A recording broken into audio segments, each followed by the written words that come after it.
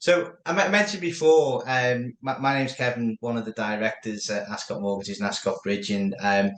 Ascot Mortgages themselves, we've been running for quite a fair bit of time now, 15 years, and Ascot Bridging Finance for the last six. And we've been dealing with Tracy for a good proportion of that time. And obviously, me and Tracy got to know each other.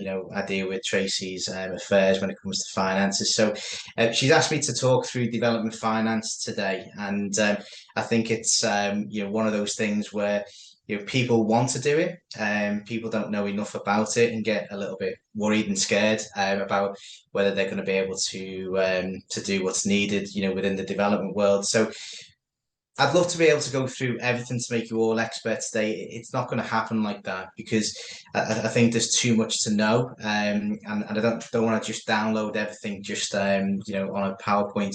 I think really today is all about going through high level what development finance is. And also giving you a few examples of how that actually works in the real world.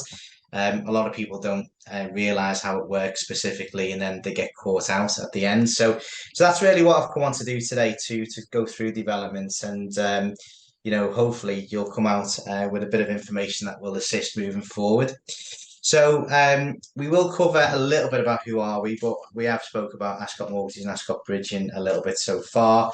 It's quite important for you to understand what a development is first and foremost, and the different types of developments. A lot of people get confused with terminology. That can run from investors to brokers to, even your professional teams, your solicitors and so on, and it confuses people. So I think really, for me to discuss that would be quite important. Most people will probably know what's in it for you, but I will just discuss briefly, sort of some of the benefits. But I think it's also important to understand, the blood, sweat, and tears that goes into it as well. It's not all sorts of positives. You've got to be aware of what it takes to actually get there. I thought it was important as well to look at the structure of a development loan. So what it looks like from a lender's perspective, and how that works with the financials. So I've done a quick example today just to kind of run through that so you can see the numbers in real life. It is straightforward when you start running through it, but even so, I think when you haven't seen it for the first time, it's always good to talk through and understand. A big part of playing all development deals is how much money you're going to need. So, it's not just about how much you need for your deposit. There's all sorts of things that you'll need to take into consideration. A lot of people only focus on the deposit because that's how they see it. But, there's going to be other things, which come into play with, your professionals, getting the development underway, planning and so on and so forth. So, we'll cover that off. And I think also quite importantly, and a lot of people get caught foul on this, but how evaluations work for development. It isn't just a simple comparable based valuation, far from it. So what I have actually done, I have actually cut and paste one of the recent development deals. I've actually cut and pasted a section from the valuation itself. So you can see roughly, sort of the calculations that the valuers use to get to the figures that he's actually detailed within his report. And I think at the end, there's going to be, a bit of a check sheet, we'll call it, but, your sort of essentials or your must-haves or things to be prepared, before you undertake a development. So we'll cover that off and take each point, as we go by. So, so who are we? So I mentioned about Ascot Mortgages. We are actually a family-run business. So it's myself and my mother and my father who are involved in the business. So as you can imagine, from our point of view, we are very customer-centric. Ascot Mortgages is a whole of market brokerage, which we mentioned, but the items in blue on the current slide, you can see the types of things that we cover off. So we don't just concentrate on one element of it. We deal with residential mortgages, of course we do, but you buy to let, your investment stuff, whether that be bridge and finance, commercial, we're talking about development tonight as well. And then you've got your ancillary products as well, your protection, your estate planning, will writing, your pensions and investments. So, we deal with quite a lot of things from a whole of market perspective. When it comes down to Ascot Bridging Finance as a lender, we decided we started 6 years ago, but we decided from a brokering perspective that we were experiencing loads of negativity within the bridge and development world, and we were getting frustrated because as much as they were lender problems, ultimately we were the people who were facing the customers. So we kind of had to bear the brunt of any bad news or the way they kind of acted or transacted within the marketplace. So we decided to, where possible, we'd set up our own bridging company and effectively just do it better. Take out all the negativity, that we've experienced. And then put our experience into making sure that it's quite a positive transition from start to finish. And that's what we've done really. And we've not really had to advertise out there at the moment. Most of it's by sort of word of mouth and just really working with people. And I think that's quite important these days and using true common sense. At the moment, I still only class ourselves as a small lender, but we have a lending capacity each year of around £25 million. So we've done quite a lot of loans, in addition to what we do as a broker. So we've got a lot of experience when it comes to talking about these types of things.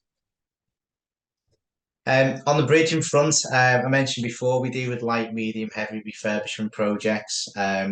We can deal with commercial, and semi-commercial opportunities, but we are quite selective because that's where there's a bit more risk involved because sector-led commercial is tends to be very specific. Obviously when COVID's hit in the past, when we've had recessions, certain things like hospitality, which have taken a battering. So lenders kind of have their pick of sectors where they like dealing with it and sometimes where they don't.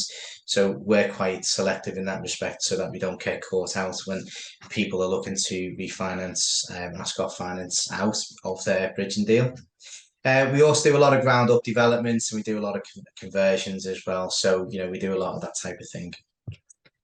Okay, so I think I mentioned different types of developments. I think what happens here, and you'll see around the slides, and I've mentioned a few different things here.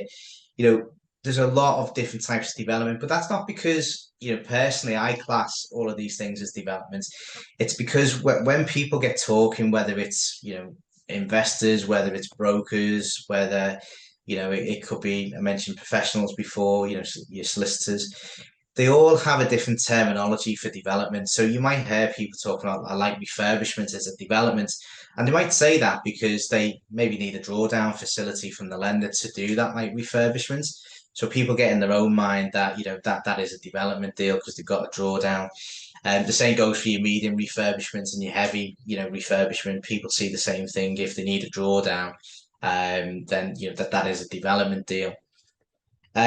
When we start going into your slightly more commercial type of project, so it could be a conversion of an office block under permitted development to maybe X amount of apartments. It could be a commercial conversion, so it could be existing retail, and then it's getting converted into different type of commercial. But then you've got your residential elements up, up on the second floor or the third floor. So you've got a bit of a semi-commercial feel about it. These types of things all go through the same process as your light, your medium, heavy refurbishments. It's just that people still call them developments, and that's where you're changing one thing to something else. But again, and I think when we talk about all of these things, it comes down to one common denominator. Where a borrower needs to have additional monies to do the project themselves and be able to pay for the schedule of works. When they need a drawdown facility, people still class all of those types of things as a development. Really, in my opinion, true development is ground up. From land, getting the new property built, from the foundation upwards to watertight and then complete. In my mind, that's how I class it. But nonetheless, all of these different types of things, you can still set up a drawdown facility or a development facility, if you want to call it that way, to facilitate any of these types of projects. I'll just are we here? Okay, I think okay, that's fine. So the structure of a development loan. Okay, so I'm going to take this as a ground up example. So what we have here is we have a deal where there's land which is valued at £250,000. Um, the build costs have already come in from the borrower and they've been determined to be 300. And then we've got an end GDV. And for those of you who don't know, it's gross development value. Apologies if I'm teaching you how to suck eggs, by the way. And they're the kind of high level numbers.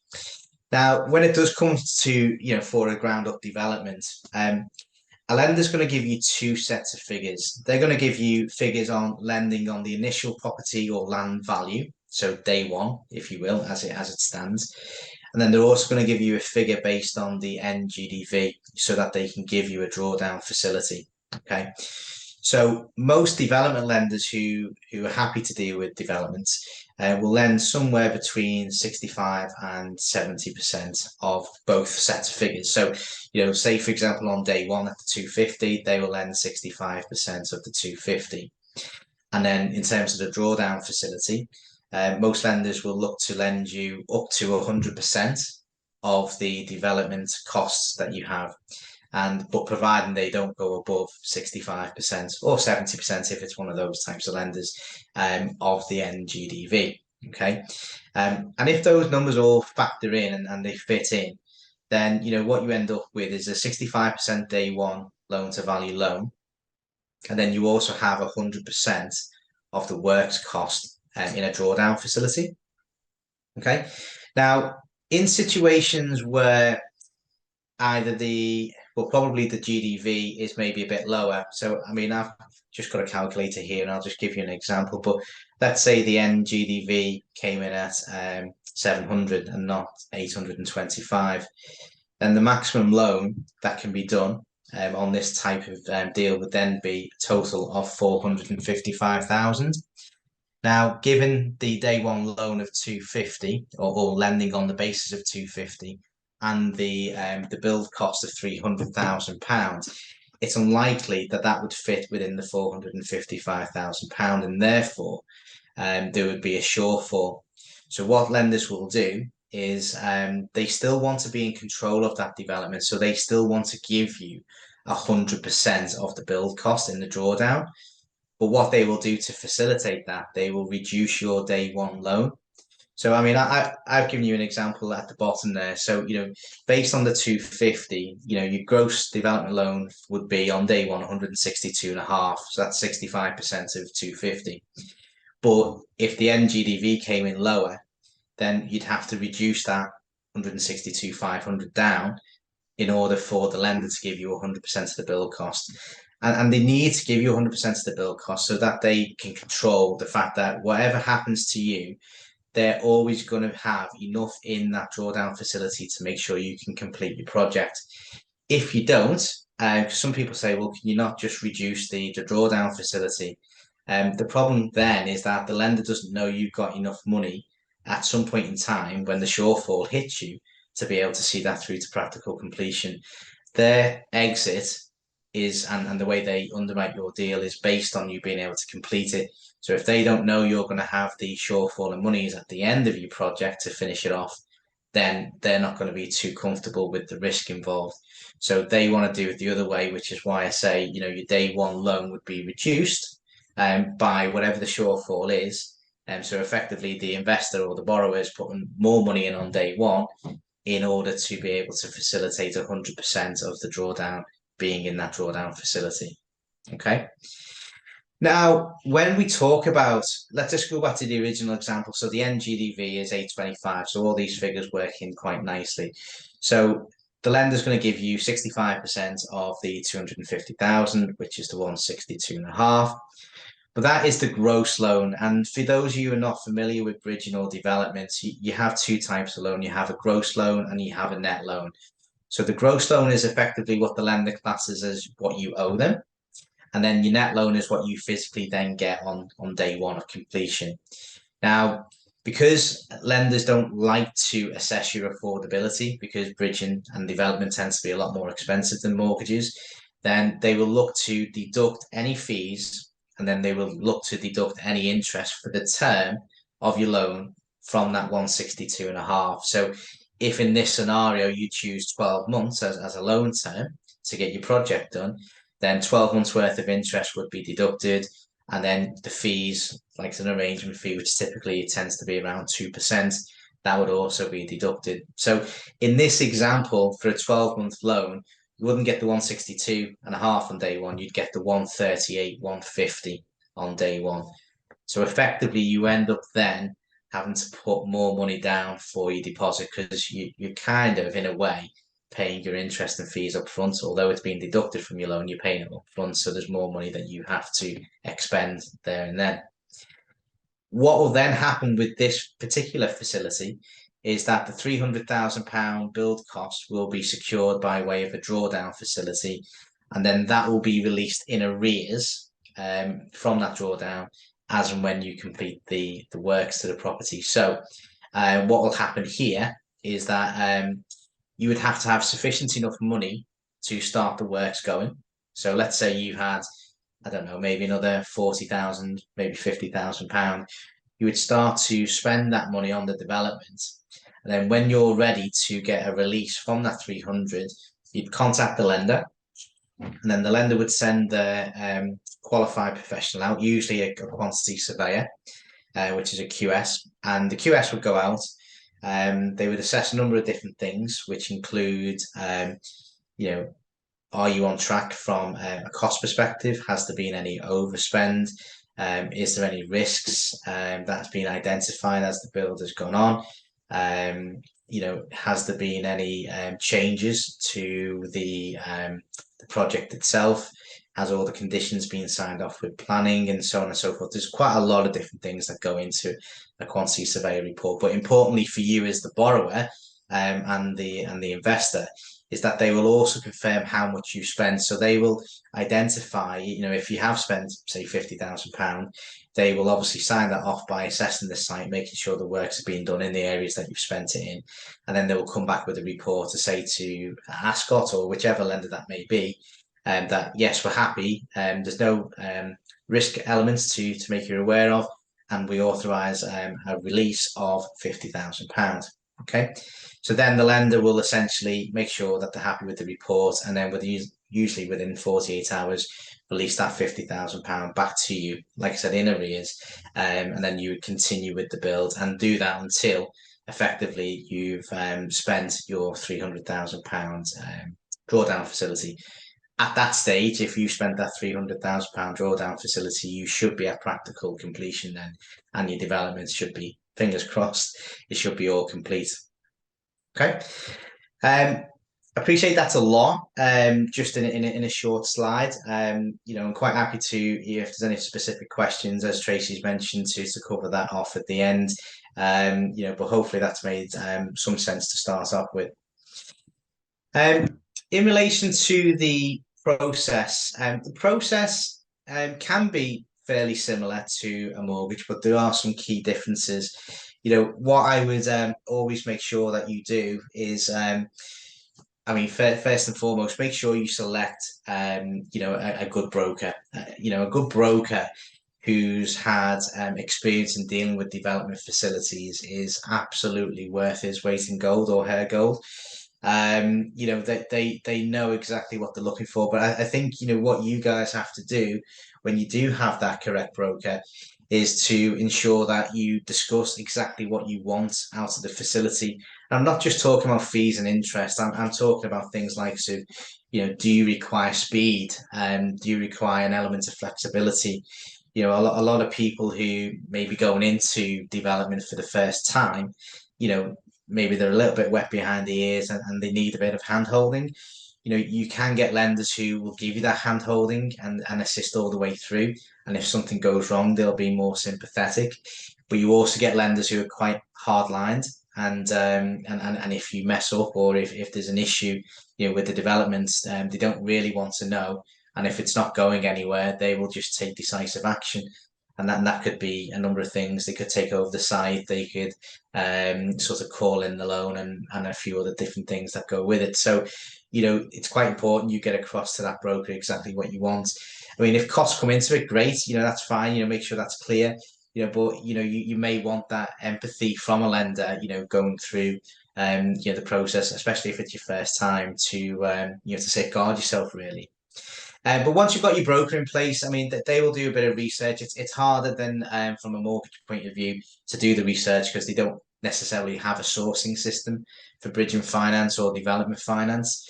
But they will discuss deals directly with the lenders, and then if the lender's comfortable with it, they'll send a request for a decision in principle or heads of terms, as most people call them these days. When it comes to development or bridging finance. So once the heads of terms are issued, it's your broker's job to advise you on that, make sure it reflects exactly what you're looking for, and recommend it to you, of course. And if you're comfortable and happy with it, that's when they'll submit the application to the lender.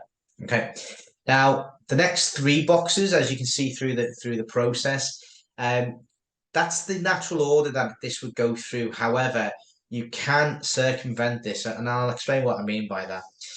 When a lot of people use bridging lenders or development lenders, that they're using it for speed, okay?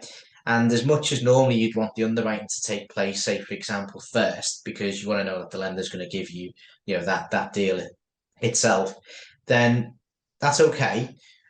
I understand that, but if speed is of the essence, you may want to get the valuation instructed at the same time, and also, the quantity surveyor and potentially even the legals, because you haven't maybe got the time to spare.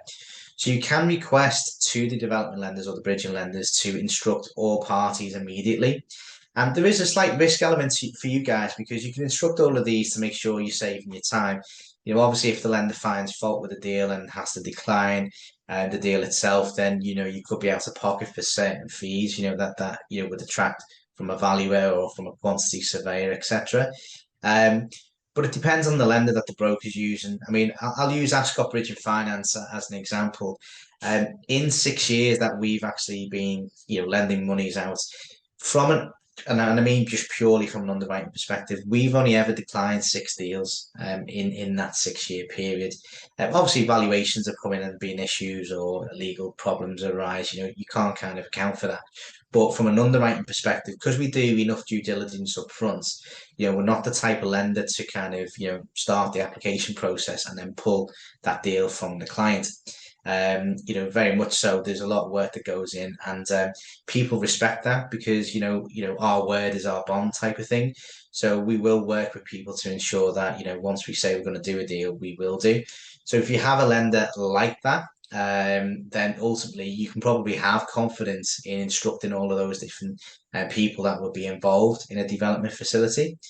If not, that's fine. It's not a big problem. You can wait for the underwriting to be complete, but that'll obviously just make the overall process a little bit long.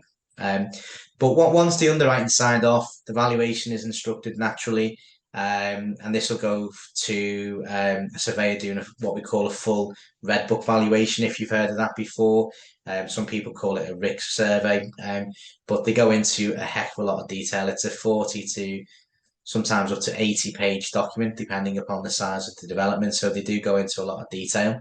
And that goes from your basic valuation information to, the quality of the development, the material, the estimation of the cost, whether they're in line with, with standard materials that they've got access to, and so on and so forth. So it goes into a lot of detail. And obviously, when that valuation comes back in, I think a lot of people hold the breath because it's not just one valuation you're looking for. It's not just a day one figure. You're also dependent upon what the end GDV is, the end gross development value. So you've got to make sure that both of those figures come in okay. And, going back to the example on the previous slide, if that valuation came in lower, then that can start impacting on the loan available from the lender. And that may make or break your particular deal. So, excuse me. So it's quite important that obviously that comes in quite, at the right figure. And I'd also be realistic as well. A lot of people are quite unrealistic with figures. They don't do enough research on both the end value and the current value. And if that happens, then you could be in a situation where you've already invested time and money. And if you have, excuse me a second.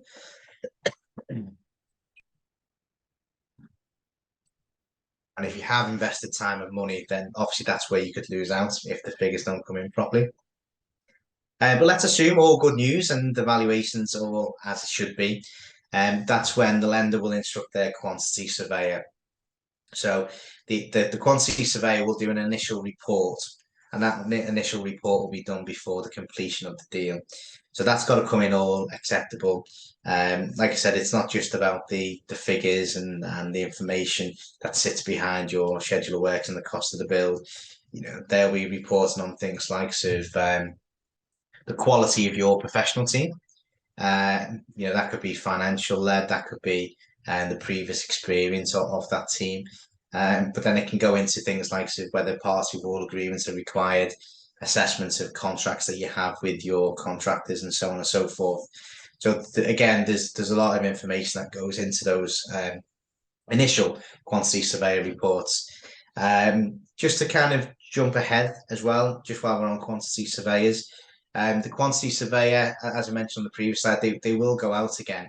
But the quantity surveyor, their job after completion is purely to go out and assess whether the work's all on track, whether the money is being spent, as you've stated, and a recommendation for drawdown. But you will pay for the quantity surveyor to go out at each point. So, some people say, "Oh, I'll get the quantity surveyor out," sort of, every other week. If you kind of do that to get, more money out on a regular basis, it will probably slow your development up. If quantity surveyor is going out, got to book the appointment, he's got to do the report and the assessment. The lender's got to assess the report once it comes through, then release the funds for you. It'll slow things down. So really, as much as you can get them out as much as you want to, or as frequently as you want to, you really should be looking at sort of between 1 and 2 month period, to get the quantity surveyor out, so that you're not spending maybe £1,000 a time or 750 a time. Every time you want a site visit, it can come and start costing up quite significantly if you do it the more frequent way. Anyway, so quantity surveyors, they're instructed, they come out, they do the report, they come back, and again, fingers crossed, let's assume everything is all hunky-dory with that. And then following this thing through, your legals would be instructed, go through the standard legal work, and then completion would take place afterwards. So broadly speaking, and I'm sure there's lots of different things that go in between all of these boxes, but broadly speaking, that's the process that you'd have, and that would be involved in a typical development deal. Okay, so how much money do you need? So I think coming back to the example I had on the other page, so we're talking about 65 to 70% loan to value. And 65% is the gross loan to value, as a reminder. So you have to bear in mind that there was going to be some interest and there's going to be some fees to be deducted from the development loan. So on that basis, normally I'd take another 10% off for the interest and fees as a rough estimate. The longer your development term would be, so if you had, say, an 18-month term, then you're probably looking at maybe another 2 or 3% to be deducted, from that. And this is why I say, initially, you probably would need around a 45% deposit. So that's quite a lot of money when you think about, well, typical mortgage deals or typical bridging deals. You're probably, looking at a 25% deposit. You're looking at a significant amount more for a development deal before you even get started. Okay, you've got, depending upon what you actually buy, because there are different rates for commercial properties and land and so on and so forth. But you may well have stamp duty and potentially at a higher rate. So if you are buying, say, property that you're going to demolish before you start building, then you may well end up with the higher rate of stamp duty. So you've got to build that into your figures. Again, for people, and I don't want to teach people how to suck eggs if you already know this, but when you use a bridging lender or a development lender for that matter, you pay legal fees for both sides. So you pay your own, of course, which you would naturally come to expect, I guess. But you're also paying for the lender's legal fees. So if you end up paying for the lender's legal fees, which typically, for a development deal would be close to £2,000. If it's a bigger scheme of work, then obviously that could be higher. You're probably going to be paying a similar amount, if not more, for your own legal fees on your own side as well. So, it's important that you factor both sides in. I'd also say you need to factor in money for professional fees. Again, people forget a lot of these mini fees because it kind of get wrapped into or wrapped up into the main crux of the deal and the fact that, oh well, I'm buying for X, spending Y, and then this is what it's going to be ended. This is what it will end up as. But if you're applying for planning permission before you're actually buying it, you're going to have to cost in, the planners and the cost that are associated with the planners and the applications. Your architects, that they'll be heavily involved. Potentially, depending upon what you're doing, you may end up getting structural engineers to come out to the property before you move forward. The lender maybe they might insist on things like sort of rights of light surveys. They might insist on maybe ground testing, from an environmental point of view.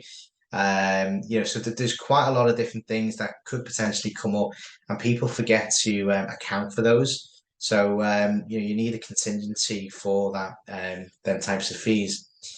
And I think the last thing is, and again, this goes amiss a little bit because sometimes they see, well, the lender's going to give me 100% of the drawdown monies to complete the project, so I'm actually okay.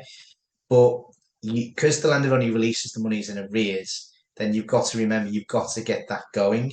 And there's no point in just having to say £10,000 because if you've only got say £10,000 to get the works underway, then you are going to be getting that that actual quantity surveyor out quite regularly. £10,000, it won't take much to spend £10,000. So, if he's having to come out every 5 seconds, then, it'll slow down, potentially even stop your development. Also, what you've got to look at is, do you want to keep your contractor on side? If you can't get the money fast enough to the contractor, then ultimately, he may get a bit peed off and walk off site or wait until monies are back in play. They're the types of things that can happen. And I think also what you've got to bear in mind is that, if you don't have a sizable amount of money, to kind of get on with the works, then you could be in a position where, you kind of stall and the lender says, well, you've got no money to move this forward now, and we're going to have to take over the site. You don't want that, especially on your first development or even your second, third, or fourth. You don't want that kind of staying on your record because experience is quite key in a lot of these things. Also, the lender might have a minimum drawdown request, and if that minimum drawdown request, is say 25,000 or £50,000, then them smaller amounts aren't going to work. So you don't want to end up in a cash flow negative position, I would say. Okay. So how do the valuations work? Okay. So on the right hand side, I took this snippet I mentioned before from one of our valuation reports. But what the valuers will do is the valuers will basically do what we call a residual valuation on a development deal. Okay. And the reason why they'll do that. So let's say you've got land and it's got planning permission for, say, a detached property.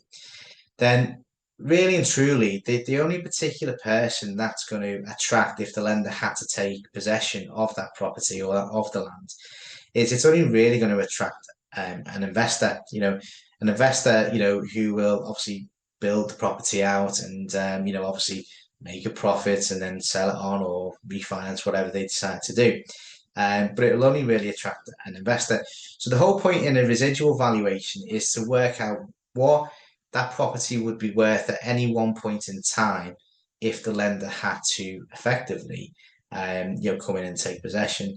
So the first thing that they will do is they will research the comparable based evidence on the NGDV. So they'll already have the plans of what you're looking to do to the site.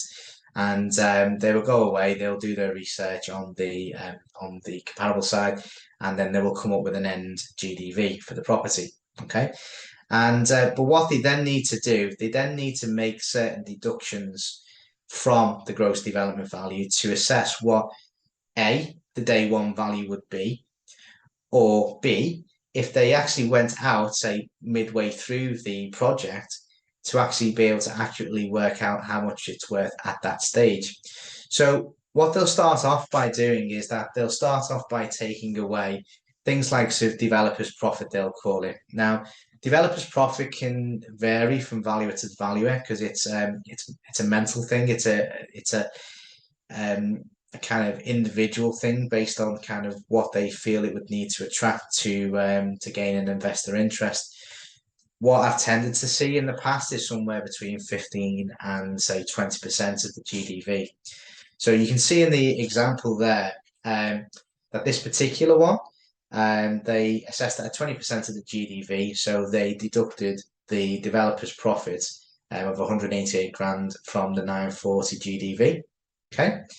Um, and then what they will do is they will take off things like sort of the cost to complete. So the cost to complete is actually the works that you're going to spend on it. So my example previously was 300,000. This particular one is 116 and a half.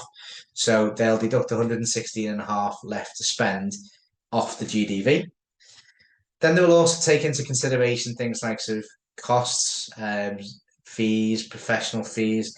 Professional fees isn't actually on here. And the only reason it's not on this particular one is because this particular client was looking to maintain the property and refinance.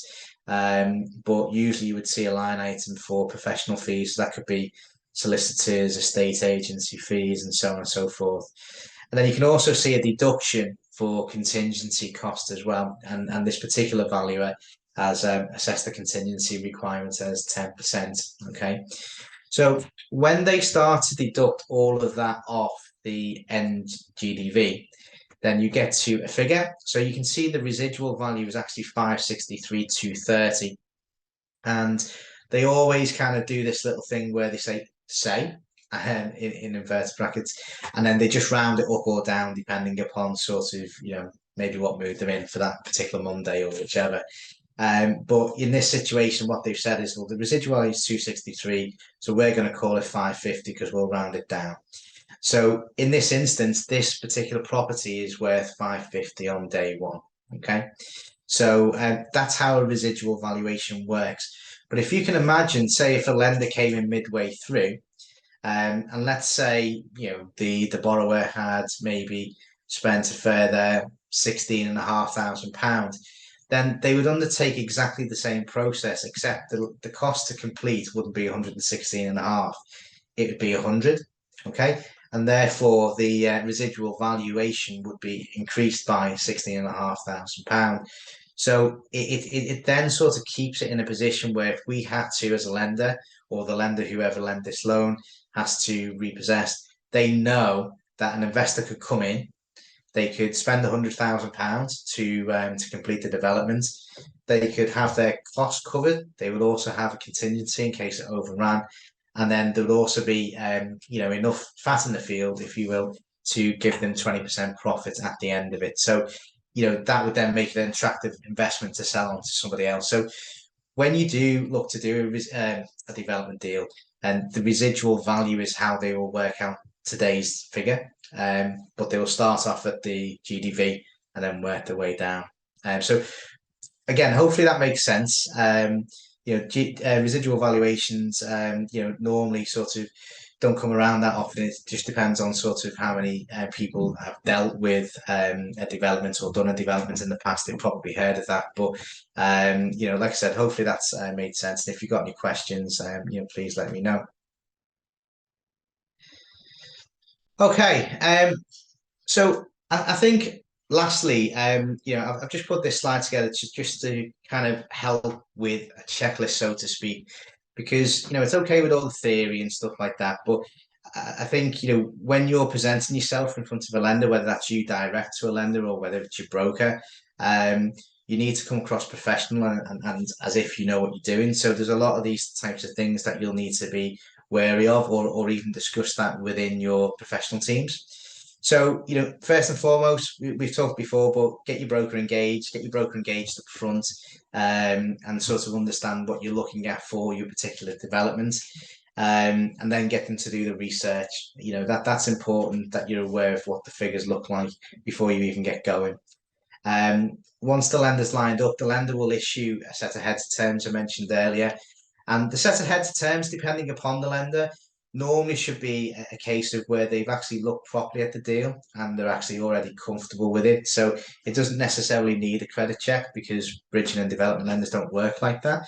But ultimately, it should involve a decent level of understanding of what you're looking to do, and they're quite comfortable with it, and therefore that's why they've issued the heads of terms.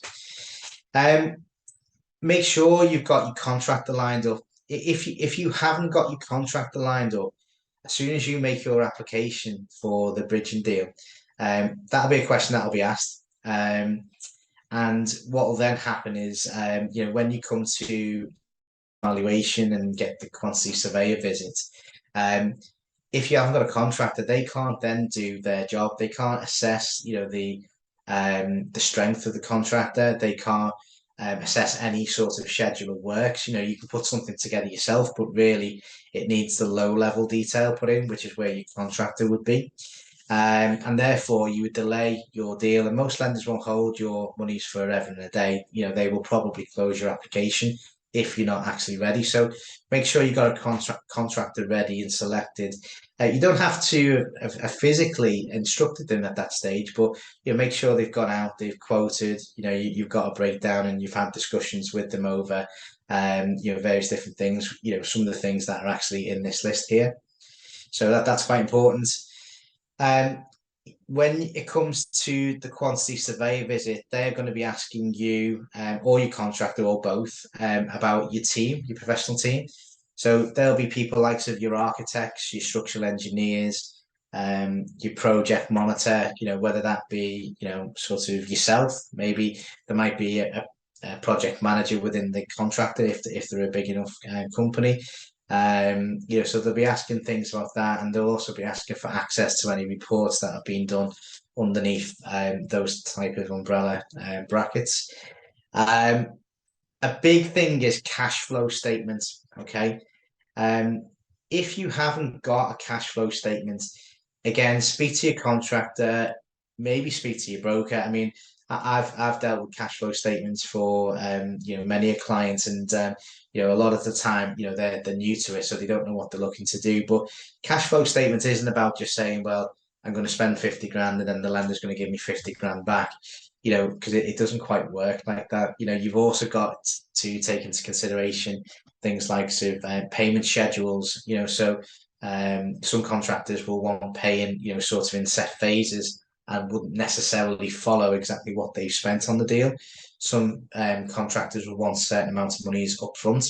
So if you pay monies up front, then that effectively won't be monies that have physically been spent on the development at that stage. So you've just got to kind of work through that and make sure you're not going to come up with any issues partway through. The schedule of works and the cost breakdown structure, which are, by the way, two very different things, is quite important. Again, the QS is going to be asking for this, and it's not going to be on you, but it's going to be on your contractor and for you to obtain that level of information from them. So the schedule of works is about what's going to be done and when, but your cost breakdown structure is kind of your nuts and your bolts type of thing. So what's going to be spent on sort of each individual section, and making sure. And the more detailed it is, then it's easier for the QS to do the job. What sometimes happens, just for information's purpose, the QS on behalf of the lender might go out and actually say, well, despite the contractor saying he can do the project for X, we don't think that's reasonable. We actually think that's too optimistic. And really, we would assess that a project like this would cost Y. And what the lender will do is the lender's not going to go by the contractor, the lender's going to go by what the QS says. So they will need to then make sure that within your facility that you can include the higher figure, even if you don't necessarily need it. The lender wants to see that you've got access to that money if it does end up costing what the QS predicts that it will do. So that's quite important to bear in mind. I'm not too sure whether anyone knows what a JCT contract is, but to try and put it into layman's terms, I mean, do a quick Google. It's always useful to Google these things. But a JCT contract, in layman's terms, is a contract that locks both the contractor in, but also you as the developer or the borrower. And but what it does do is it kind of pinpoints individual responsibilities to the contractor, and it gives the lender a lot more comfort in knowing that a lot of these things are tied down. So, for example, there'll be certain things within the contract, which means that the contractor can't just increase the costs. So, even if he incurs maybe material increases, for example, he can't necessarily, depending upon how it's worded, pass those costs on to you. You know, it's for him or her to swallow. Um, However, there can be some exclusions within the JCT contract. So it might say, you know, on the opposite side of the spectrum, it might say that material costs aren't included within the JCT, so it's excluded from the scope of the contract itself. But either way, it locks most parts of that project down, and it makes sure that the responsibilities and roles, etc., are set out within the contract. That's quite important if you, especially if you're doing a ground up, you know, and it'll be looked on a lot more favourably by the lender. Okay, we've talked about deposit monies and making sure you've got enough monies to get the development started as well. Always factor in a contingency. I think I've mentioned contingency, but just to emphasise, of all the developments we Ascot Bridge and Finance have done in the last 12 months, every single one of those developments have gone over budget, and that's because of the costs in materials mostly. Some of them are being safeguarded by the JCT contract, but more or less every single one of them have gone over. Now, we always assess based on people having contingency because we know contingency is going to be required at certain points. But the contingency can be both in terms of the cost of a project, so making sure you've got maybe 10 to 15%, you know, costed in. And just for reference, by the way, you can ask the lender to, you know, if you've got a £300,000 bill cost, you can ask the lender to include within their drawdown facility a contingency. So if you wanted an extra £30,000 or 45,000 if it was 15%, then you know you may well sort of ask for 345,000 instead. And that way, you know, if it does go over, you're not scrambling about for money if you've not got access to it. So, so that can be done as long as the GDV allows it to, and it's within their maximum loan to values. You can still do that. And contingency in terms of time is also quite important. I think you know a lot of people they're over optimistic on sort of when they're going to be able to get a deal over the line, and invariably most deals go over, and if they go over, then there's additional costs, and one or two things will happen. You know, one, the lender won't be very sympathetic, and they'll start charging you default interest. And default interest can range between 2 and 5% per month of the total loan facility. So that's quite hefty, as you can imagine. And then they might take some action, you know, if it's still not repaid within a certain period of time. Or the opposite side is that maybe they are sympathetic, but they'll extend your loan. But if you extend your loan, then that can be quite costly as well. So, for example, you know, I'll use Ascot again. You know, our standard extension fee is 5% of the loan. However, most of the time, if our clients are working with us, then you know the actual fees will be down somewhere between 2.5% and 3.5% sometimes.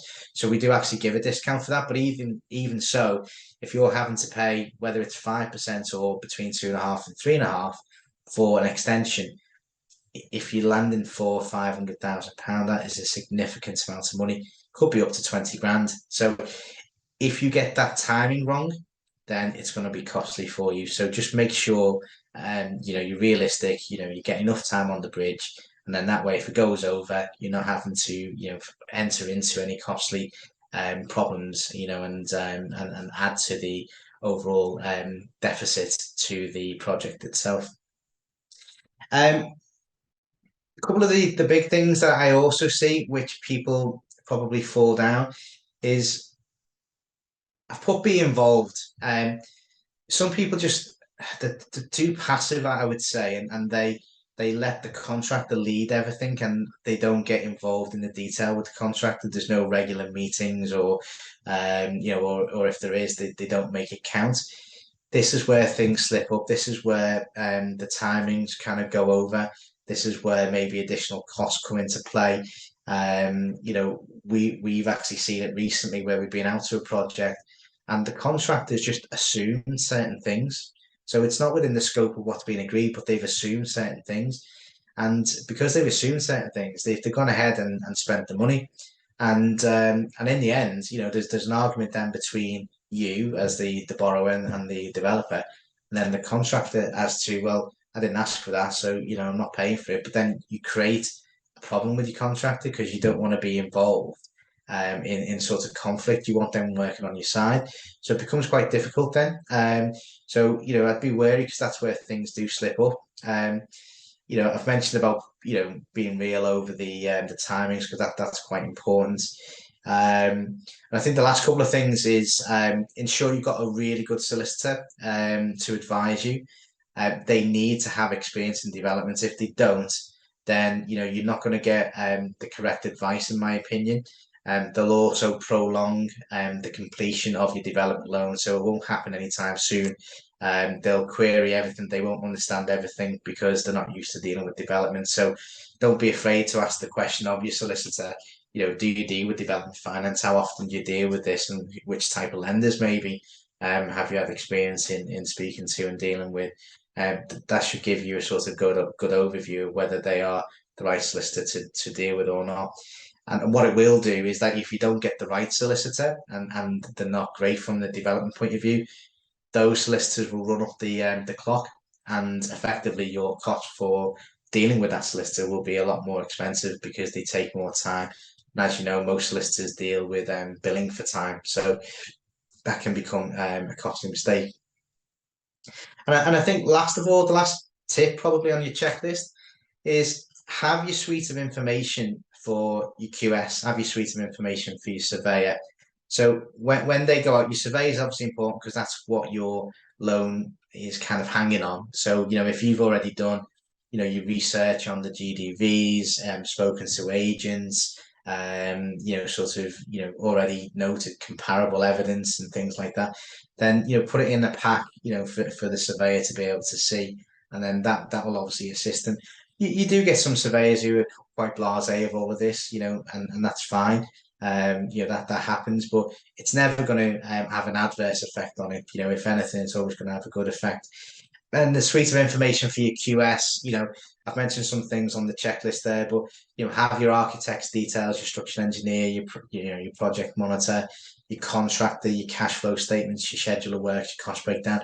Have it all in a pack. They're going to ask for a lot of information. Mostly it'll be for the contractor, but like I said, have it all in the pack and have it all organized. Otherwise, you will prolong, your sort of loan to get to completion.